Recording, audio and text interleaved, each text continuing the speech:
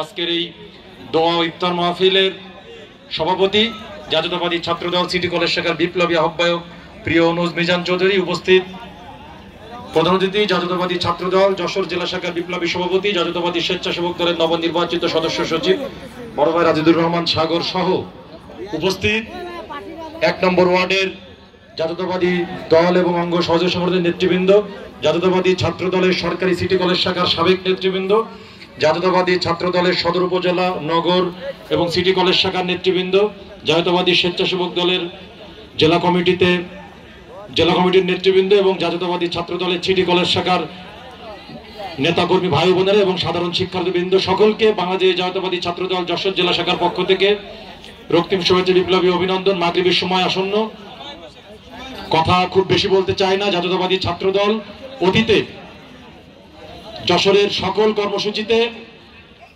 সবসময় একটি গুরুত্বপূর্ণ ভূমিকা রেখেছে এবং যশোরের যতগুলো কলেজ ক্যাম্পাসের অভ্যন্তরে আমাদের জাতীয়তাবাদী ছাত্র দলের নেতাকর্মীরা ফ্যাসিবাদ পতন আন্দোলন চলাকালে ক্যাম্পাসের অভ্যন্তরে কর্মসূচি করতে তাদের সক্ষমতা প্রদর্শন করেছিল।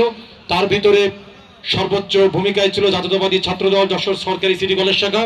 ফ্যাসিবাদ বিরোধী আন্দোলনের অবসানের পর আজকে সরকারি সিটি কলেজ শাখার এত সুন্দর একটি আয়োজনের অংশীদার হতে পেরে, করতে পেরে তাই আমি আনন্দিত।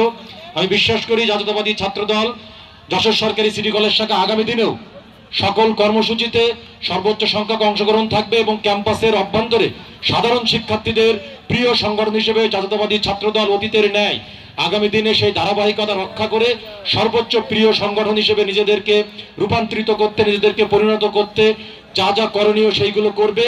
আপনাদের প্রতি মহান আল্লাহ রাব্বুল আলামিনের রহমত নাজিল হোক এবং আপনাদের এত সুন্দর একটি আয়োজন করবার জন্য যারা কাজ করেছেন তাদের সকলকে আমার নেতা জননেতা ওয়ারেন ইসলাম অমিতের পক্ষ থেকে ধন্যবাদ এবং কৃতজ্ঞতা জানিয়ে আমি আমার বক্তব্য শেষ করছি।